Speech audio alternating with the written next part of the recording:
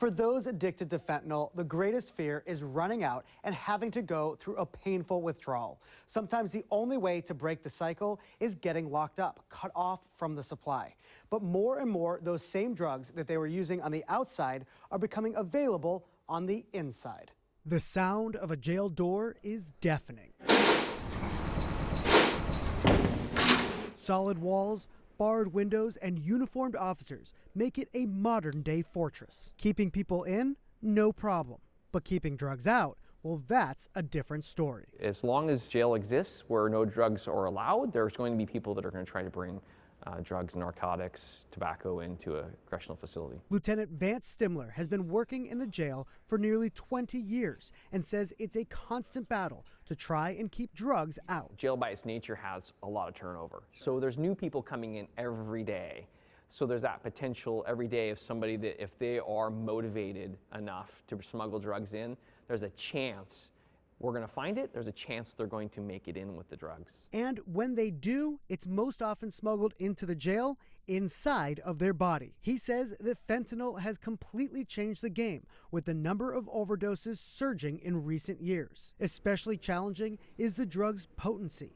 The tiny amount needed to get high or overdose can be easily hidden. We're talking about a mattress, we're talking about blankets. There's so many little places that you could find creative ways to hide an item inside the cell. And so, you know, a deputy has so much time to come in and search a cell. The issue is efficiency. With over 500 beds and a severe staffing shortage, searching each cell is a strain on manpower. The solution?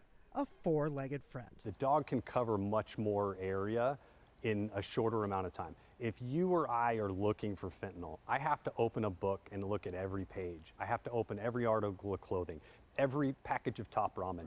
The dog is only looking for the odor that's emanating from those products, and so that odor is going to be in the air, and he doesn't have to search every single one of those pieces of property in order to find the odor. Eamon O'Reilly leads the K-9 unit for Washington County and works with Radar, who is trained to find people rather than drugs. His sole task is to find people. The department has just one drug detection dog for the whole county. He is assigned to our narcotics detection unit, and they're so busy using him for their detection that we can't use him on patrol and we can't use him in the jail. So that's the need. The need is for there to be more dogs so that we can utilize them in other places that need that service. But getting a new canine is not cheap.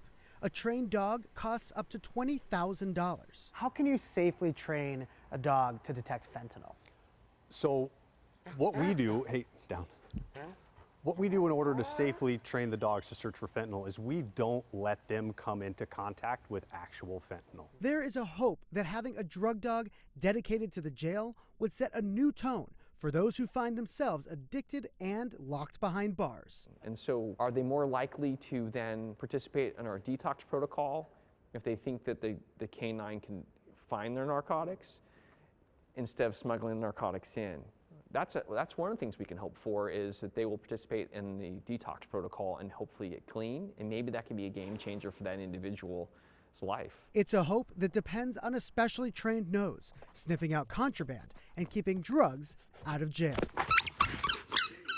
Now, one of the things that makes fentanyl in jails especially dangerous is that once an inmate who is using has detoxed, they've also lost their tolerance. So when drugs come in off the street, the same dose that used to get a person high will often send them into an overdose once they've detoxed. Now, the Washington County Sheriff's Department tells me that getting a new drug dog is still in the planning phases, but that it is moving forward at an accelerated pace. Reporting from studio, Ezra Kaplan, Fox 12 Oregon.